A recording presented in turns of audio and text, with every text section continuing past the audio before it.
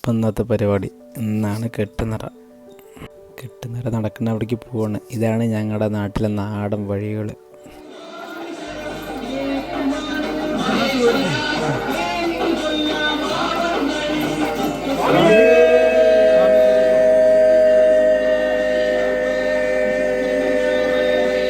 കെട്ടുനിറ കഴിഞ്ഞതും വിശന്നിട്ട് ദോശ കഴിക്കാൻ വേണ്ടി പോവാണ് കണ്ണം പറയും.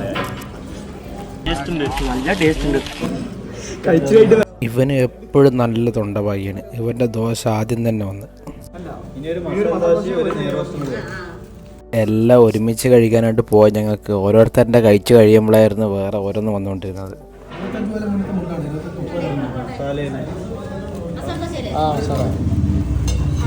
അവസാനം ഞാൻ കാത്തിരുന്ന എൻ്റെ മസാല ദോശയും വന്നു. ഇതാണ് ഞങ്ങളുടെ നാട്ടിലെ മസാല ദോശ. ഏകദേശം ഇത്ര വലുപ്പത്തിലുണ്ടാവും.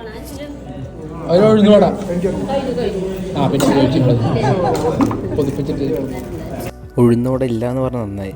അവിടെ വേണ്ടെന്ന് പറഞ്ഞ വേറെ ഉഴുന്നോടെ ഓർഡർ ചെയ്തു. ഇതെല്ലാം എങ്ങോട്ട് പോകുന്നു?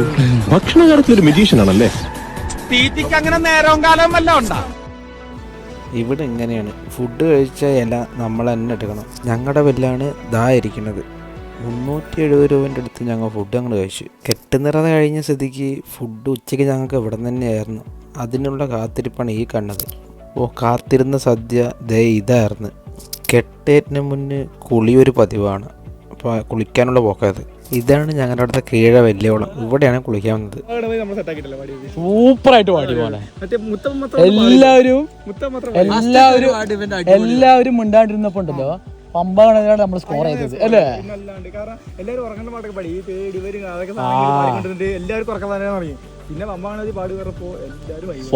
അത് അങ്ങോട്ട് പൊളിച്ച് ഞങ്ങള്.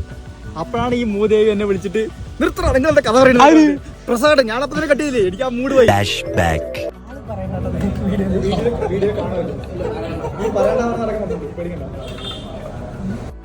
ഇന്നലെ നടന്ന ഭജനൻ്റെ ചർച്ചയാണ് ഈ കേട്ടുകൊണ്ടിരിക്കുന്നത്.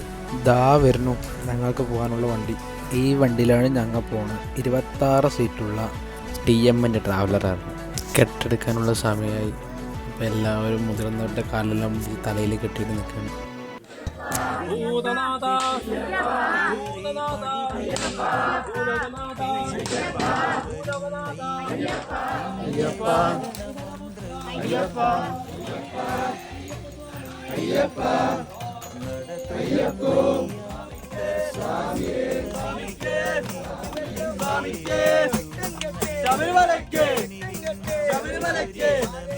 കുതിരാനിലേക്കാണ് ഞങ്ങൾ ആദ്യം പോയത്. നാട്ടിൽ നിന്ന് കെട്ടുനിറച്ച് കഴിഞ്ഞാൽ ഞങ്ങൾ ആദ്യം പോണ അമ്പലം എപ്പോഴും കുതിരാൻ അമ്പലമായിരിക്കും. എൻ്റെ കയ്യിലുണ്ടായിരുന്ന ഒരു തേങ്ങൻ്റെ പീസ് ഞാനിത് അവന് കൊടുത്ത്.